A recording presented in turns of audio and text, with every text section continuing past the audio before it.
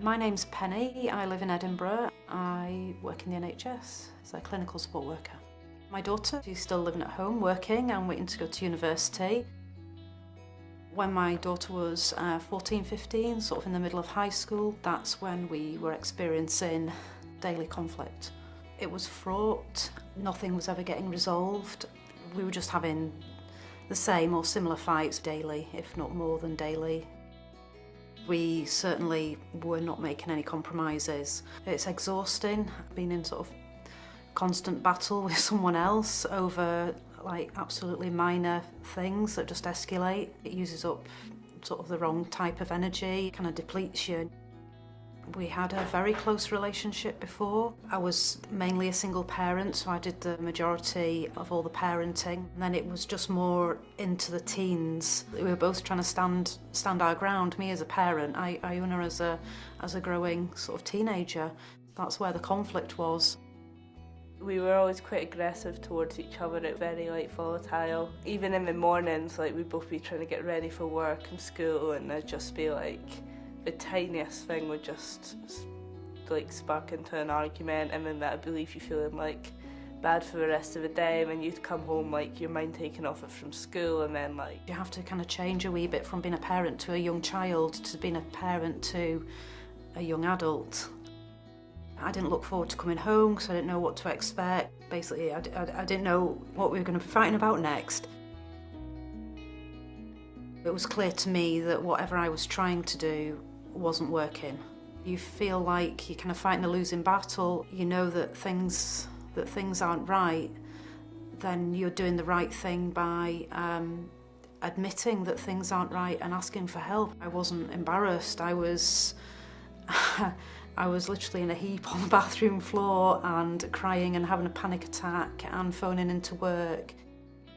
I was just a person that couldn't cope anymore. And that was the day where I asked for help, just for any help. I wasn't aware of anyone else going through what we were going through. You know, as a parent, you think you can cope and deal with anything. Whereas it's a bit more sort of close-knit at primary school with the mums. You kind of all lose touch with each other when your kids go to high school because you're not walking them to school anymore. Friends and family can maybe help up until a point, but if it's reaching a crisis point, the best thing to do would be to get some professional help. Sometimes, when we got into arguments, we did, there was a slight physical side to it, so it's things I would have thought I wouldn't tell anyone that, it was just my bestest friend. She used to, I'd tell her things. Later on, I'd feel bad telling her because they think my mum's awful, but at the same time, they're not there, they don't understand what I've done. And then I think, because I used to write my diaries, and my dad wasn't, my friends I couldn't really speak to, my mum I couldn't speak to. I needed that writing was me speaking to somebody and expressing my feelings. We used to have this cat who was it sounds ridiculous, but it was like a brother to me. I grew up with his name was Smokey, and all my life he was there, and he died in 2014. Later on, when I'd stopped writing diaries, even now he's buried not far from here in Mistlake Park.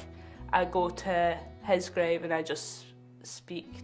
Instead of writing to a diary, I just speak to my cat, which is just, I don't know, comforting. Without the mediation, it would have been whatever social services had to offer. I would have just had to have gone along with that. Although it kind of felt strange having to have a mediator, between, me and my daughter, but it was what we needed at the time. It was a relief, to be honest with you. It was a relief that we were getting help. It's good it's a stranger. I mean, it wouldn't work if it was someone you knew, maybe. It has to be someone that you've never met before. When you're so full of sort of stress and anger, every time we went to mediation, we let a bit of that go. I felt that. It's hard, it had to be her getting help for us, and if your parents aren't ready to do that, then you find ways in yourself to help, but it's really tricky. The mediation allowed us both to speak, both to be heard. I think Paul was maybe a bit surprised how much we both spoke, how we both had maybe a lot to say, but we didn't listen to each other at all. We were just learning how to kind of communicate with each other better. Maybe Iona, you know, learnt how to maybe get her needs across, and I learnt to sort of respect those needs a bit more. We slowly started spending more time together, actually enjoy being in each other's company.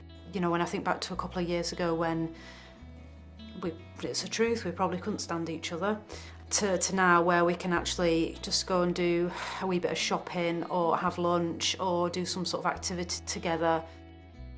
I still think there's a lot of times we argue, but we argue in a completely different way. I think the mediation just taught us how to handle our feelings more. It was like we'd still argue but with no aggression there. Like we'd end up laughing about it by the end, like we'd be joking. She's more considerate, she's independent.